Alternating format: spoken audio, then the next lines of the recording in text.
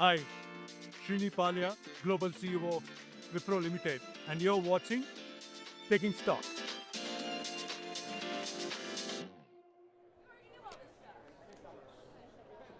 And the buyers come roaring back in no uncertain terms here on this Friday, November 14th, because at the open today, the S&P 500 had been down as much as 1.3%. That follows yesterday's big sell-off led by tech and discretionary for the S&P 500. In yesterday's session, finished down 1.6. We thought that would be the tail of the tape on the Friday, but investors across the major market indexes had something different planned for this Friday. We don't exactly know if we'll finish in positive territory, but we are well off those session lows at the open today. And that and much more sets the stage for today's show, Friday edition of Taking Stock. Welcome to it, one and all. You're watching Taking Stock. I'm your host today, JD Durkin. Just mere moments away from the ringing of the one, the only, truly iconic closing bell. The team from Tejon Ranch, ticker symbol TRC here at the New York Stock Exchange, set to do the honors. That big reversal we had across the major market indexes today were led by tech. A lot of key names that were down in yesterday's session, like NVIDIA and Palantir and AMD, Tesla. Different tail of the tape today, all up in positive territory today. Oil benchmarks up as well. WTI priced at just under 60 a barrel. Brent priced at about 64 and change per barrel. Precious metals in retreat. That's true for both gold and silver. And we're going to talk a lot about Bitcoin's big decline on the day. But first, we're going to bring in the closing bell. The team from Tejon Ranch here at the New York Stock Exchange set now to do the honors.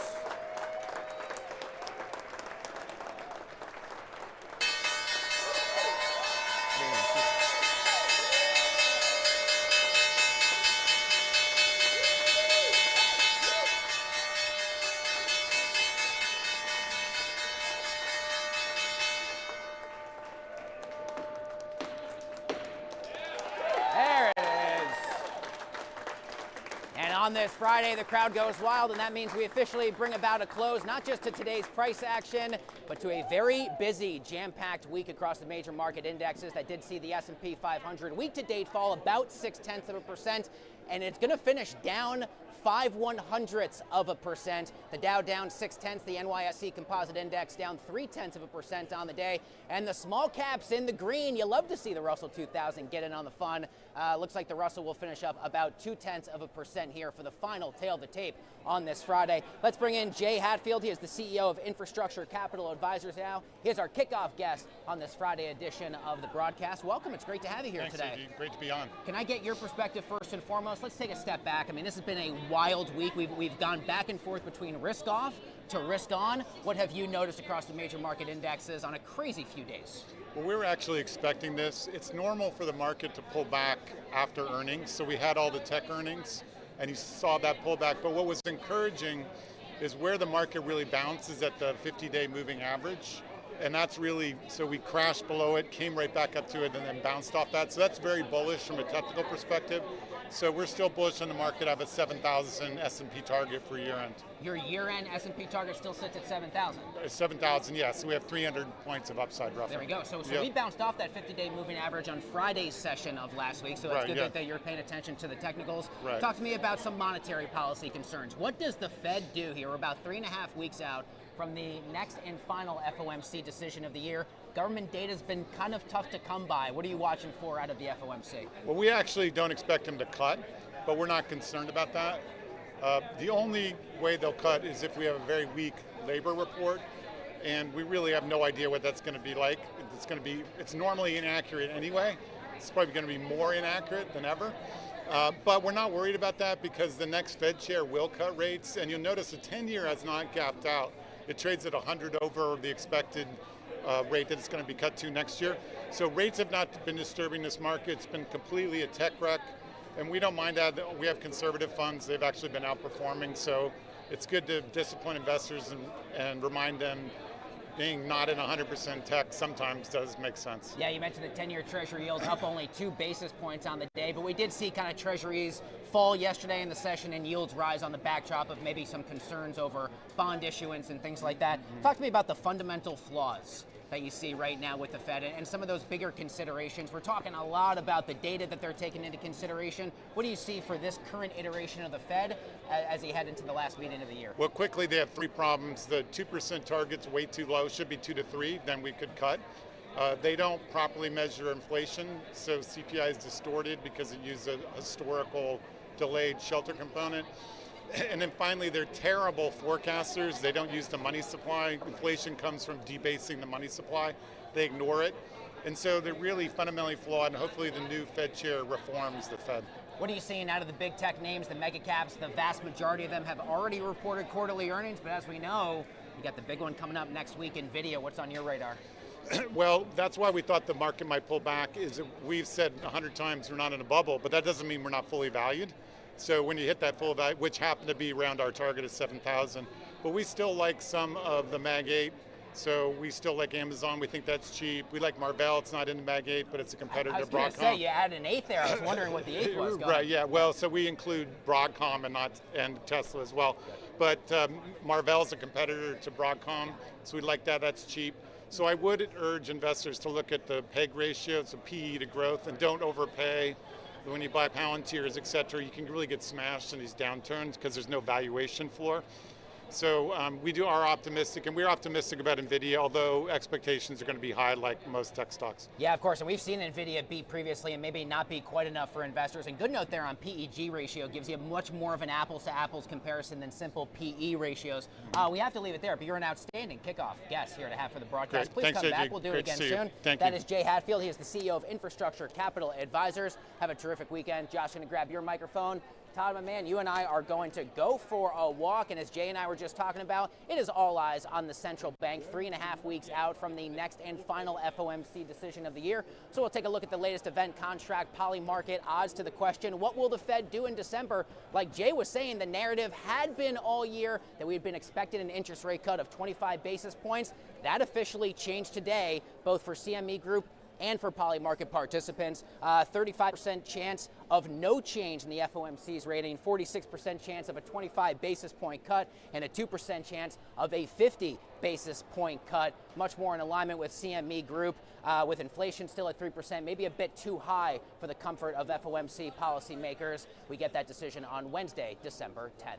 All right, Todd, now we'll take a look at two NYSE notable companies here on this Friday. We'll start with a look at Walmart because this had really gapped down at the open earlier today. CEO Doug McMillon stepping down here after more than a decade on the job. The stock gapping down. It was at some point down as much as 3.5%. It traded all the way back down to $99 a share, a level Walmart had not seen since September 3rd. They report quarterly results next Thursday. We are expecting earnings per share of 60 cents. And finally, Todd, we'll take a look here at one of the best performing names in the S&P 500. That's the team from Oracle, up almost 2.5% to the day. We're talking a lot more about circular financing of the overall AI trade this week, as well as Oracle's ongoing corporate bond issuance storyline. The stock is down 35% from its recent peak on September 10th, but shares of Oracle still up 34% year to date. FinTech TV's very own Remy Blair sat down with Mike Champion of Talif to discuss the ways that Saudi Arabia is emerging as a global hub for innovation. Take a look. Well, joining me this morning is Michael Champion, CEO of Tahaluf, as well as Saudi Arabia's leading business events company. Good morning, Mike. Thank you so much for joining me today. How are you doing, Remy? Good morning. Well, I'm doing very well. Thank you so much for joining us. Well, Tahaluf has become a key player in positioning Saudi Arabia as a global events destination. So how are your flagship events helping to attract international investors as well as drive confidence in the kingdom's broader economic transformation? You know, Saudi Arabia has always been a compelling and potential investment opportunity for international investors. But what we're seeing now is that the capital flows going into Saudi are becoming extremely interesting. If you were to take any of our flagship events, the likes of Leap, for example, which has in only a short amount of time become the most attended tech event in the world. There's over 200,000 attendants that comes to this. 2,000 investors are on the investor program alone. And they'll fly in and they'll conduct many thousands of meetings with potential startups and invest in those. And then if you were to take a look at Cityscape, which is happening next week, Cityscape attracts a smaller amount of investors, but they're institutional investors, the likes of BlackRock and Hines and BNP Paribas, for example, CapitaLand. These will fly in principally looking to speak with funds and entities in Saudi that are really financing the giga projects and some of the major developments that are happening in Saudi Arabia. And as you mentioned, there is growing focus on quantifying the real economic value of major events. So, can you share how Tahaluf's portfolio translates into GDP contribution as well as job creation, not to mention foreign investment inflows for Saudi Arabia? That's a really interesting question because in the trade that I'm in, which is organizing mega events, it often gets sort of overlooked. But let me give you an example of this. The Football World Cup, as in the Soccer World Cup, in Qatar recently, that had an economic impact over its construction and lifetime of $17 billion, $17 billion. That's its own calculations. Now, we've actually done our own calculations on the events that Tahaluf have managed to do over the last 3 years since it's been founded from 23 to 25. And our economic impact is conservatively estimated at $17.6 billion.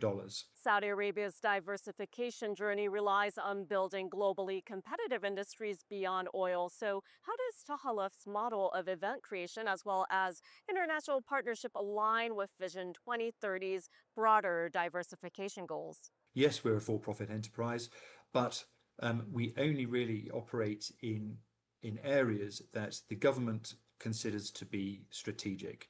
And the reason why we operate in areas that the government considers to be strategic is because we want to be able to scale very quickly events to help make Saudi Arabia become a global events hub. Now, you don't become a global events hub without having world-class, very substantial events. And you don't get world-class events without them being strategic, because you need the support, the backing, and the full alignment of government partners in order to do that. You mentioned earlier on that Tahaluf is a joint venture of Informa and the Saudi Federation, and also of the Events Investment Fund. Well, the Events Investment Fund is actually a subsidiary fund of the National Development Fund, and it's also chaired by His Royal Highness the Crown Prince. So we want to make sure that the events that we do really chime with the priorities of the government, and by doing that, we get all of their sort of impetus and advice and backing behind it as well. Well, Michael, thank you so much for joining us this morning. The FinTech TV team will be there live with coverage from Cityscape Global all of next week. Thank you. Thanks, Remy.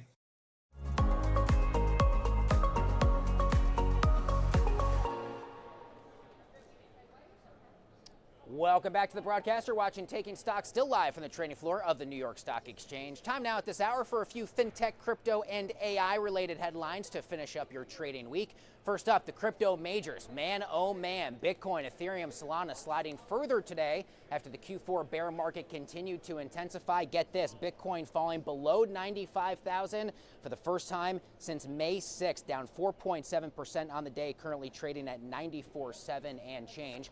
Next up at this hour, Amazon and Microsoft are backing the GAIN AI Act. It's a new bill that would force NVIDIA to prioritize U.S. demand for AI chips over exports to China, given the cloud giant's preferential access.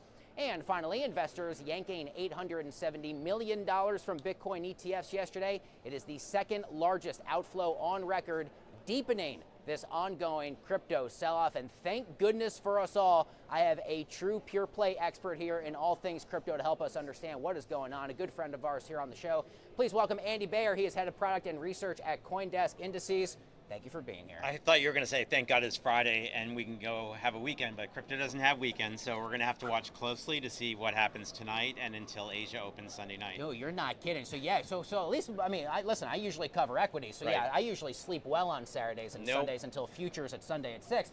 You track the stuff all the time. What do you see? I mean, we got to start with Bitcoin. It's clearly the biggest headline here of the moment, falling below 95K. Yep. What do you see that you think we should pay more attention to? You know, it's going to be tough. People like to think of things in units of years, and Bitcoin started the year at around 93.4, so we're only about, $1,300, $1,400 above that right now. That's kind of a sickening stomach story right now. The market went from being ebullient to tender to soft to vulnerable, and now, 100 broke, then 95 broke. So It's looking like, the market's searching for direction, but it is certainly an unsettling time. How do you take what you just described as an unsettling time for the way Bitcoin's been pricing relative to the general conversation of seasonality? You and I have talked about this before. Yep. Q4, this can usually be, and oftentimes, a very strong stretch for the crypto majors. People look for patterns, right? Bitcoin doesn't have its own news cycle. It doesn't have a PR department. It doesn't have quarterly earnings, right? So people think about, October was supposed to be Uptober. We call it the sober Uptober, right? With all the integration, the fact that, more than 10, 12% of Bitcoin is now held in ETFs and DATs, it's harder to think about these cycles holding the same way that they did years ago when it was largely an offshore, decentralized, kind of currency. That being said, look, I think we need three things. We need better liquidity, we need more certainty, and we need a catalyst. That has got to put a little bit of energy back into equities and put a little bit of energy back into crypto, all risk assets. Crypto right now is going to just be hunting for direction, and I think we've seen a lot of that in the equity world too. That's how things are feeling. If you look at how crypto's, Bitcoin's volatility profile, the options flow, it's all acting more equity-like than store of value-like right now. So the market is just uncertain, and the markets hate uncertainty. At least it's happening slowly. At least it hasn't been a surprise-driven situation. We've come all the way. CoinDesk 20 was up 38% on the year at the end of August. Now it's down 3% on the year. That's a huge shift, but it's happened gradually. So positive signs, right? Things have happened gradually. Yesterday, the first XRP ETF was launched by Canary. That had record volumes. It was the best ETF launch of the year. It had $245 million of inflows, and it had $58 million of volume, so that's good. M&A is still happening. Banks are still getting involved. The stablecoin and tokenization themes are still strong. Slow money has never been better. The fast money is still super uncertain. I'm almost out of time. We got about 30 seconds or so left. How does this set up for the rest of Q4, you think, given everything we had from October 10th and since then? Look, we still think the market over the long period is one of the best growth opportunities in the world. So people who are investing are minding their portfolios, licking their wounds a little bit, but they should read the news and keep up to date on fundamentals. Look, we're an indexer, so we like the idea of indexing and not picking certain names and not trying to time the market. We think over time that will be the best way to go. So watch your Bitcoin, watch your stablecoin and tokenization sensitive names, pick your blockchains, look at index products, hold on tight. And listen closely to everything Andy Baer of CoinDesk Indices teaches you every time he does a segment. My man, it's always wonderful to have you down here. Come Thanks back so anytime. much. Have a good weekend. Enjoy your weekend tracking price action and beyond. The great Andy Baer. Folks, don't go anywhere. Much more Taking Stock coming up after this.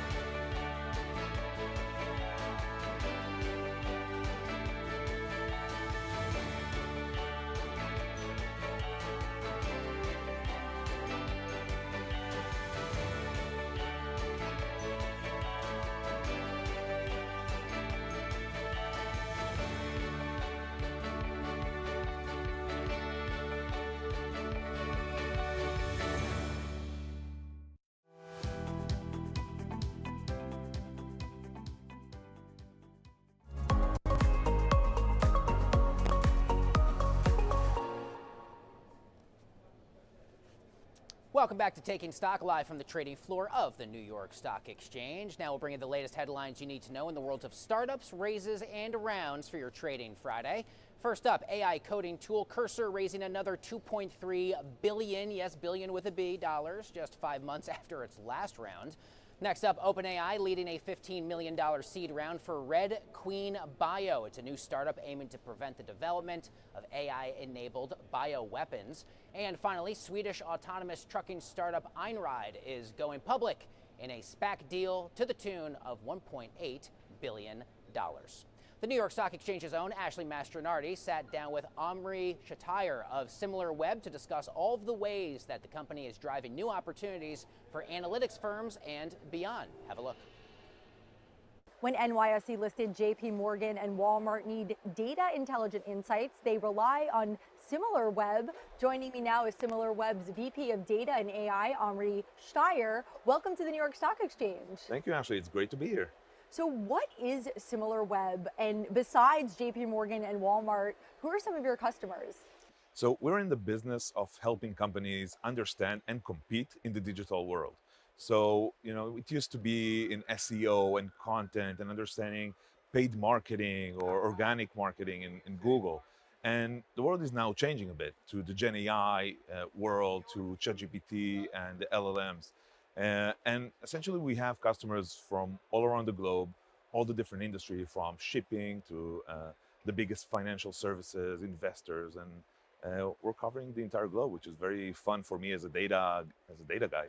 And speaking of Gen AI, how is that impacting the internet? I know it's a really big question.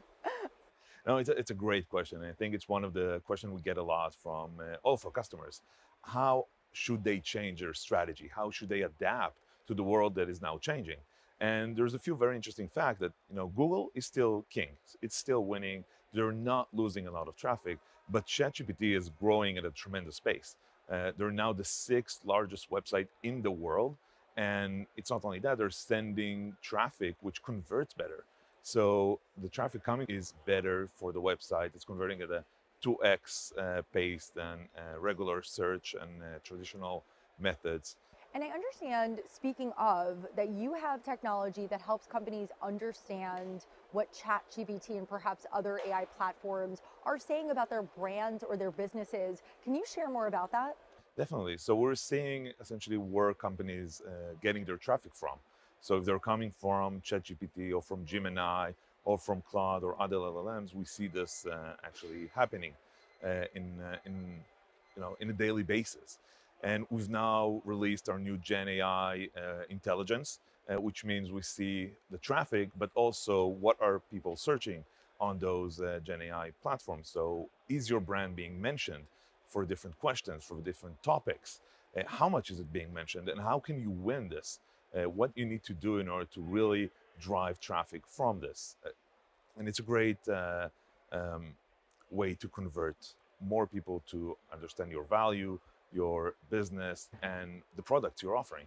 And how is Gen AI creating new opportunities, if any, for companies like SimilarWeb?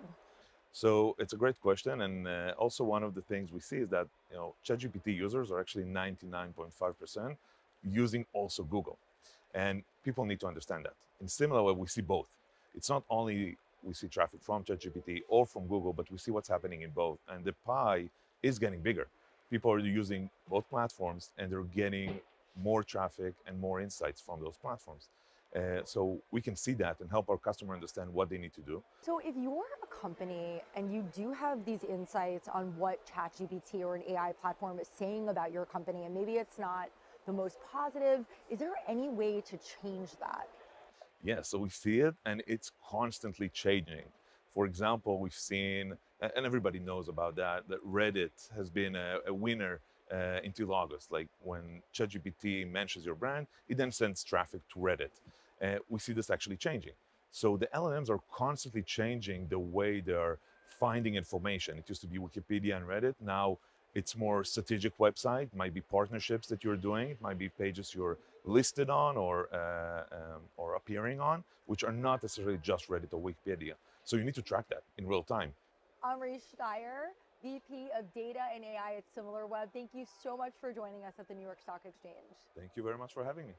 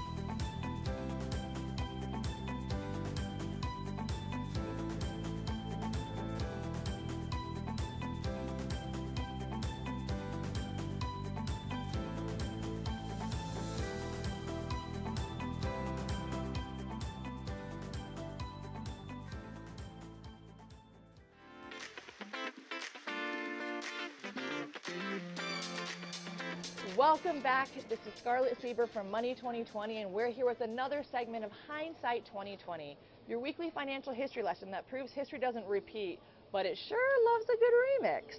This week, we're going back to November 9th, 1989, the night that the Berlin Wall fell. Yes, I know what you're thinking. Scarlett, this is a finance show, not a Cold War documentary. But trust me, this moment wasn't just political. It was a financial big bang, and the rest of November that lasted beyond that laid the foundation for what was to come. When the wall came down, the world didn't just watch, it recalibrated. Central and Eastern Europe went from being locked behind the Iron Curtain to being wide open for business, literally. Overnight, dozens of countries went from command economies to free markets. And when you switch from communism to capitalism, you don't just need hope and hustle. You need infrastructure.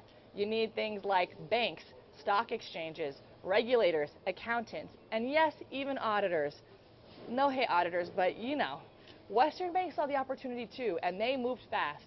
Citibank, Deutsche Bank, ING, they weren't just opening branches. They were laying the financial foundation for entire nations. Prague, Budapest, Warsaw, these cities became ground zero for economic transformation. Privatization programs, try to say that 6 times fast, sold off state assets. New currencies emerged, and millions of people had to learn how to invest, some for the very first time. And invest they did. It was like Shark Tank meets post-Soviet reality. The appetite was there, and the markets responded. The domino effect happened. The fall of the wall didn't just open borders, it opened minds. It helped unify Europe economically, paving the way for the euro and the European Central Bank that happened in the 90s. Financial services started gaining serious momentum just as these new markets liberalized. The wall fell and the financial innovation rushed in. It was the ultimate out with the old and in with the bold. So yes, the Berlin Wall did come down, but everything else, stocks, banks, capitalism, that all went up, up, up, up, up. Until next week when we cover the building of the Great Wall, of course. I'm just kidding. Back over to you.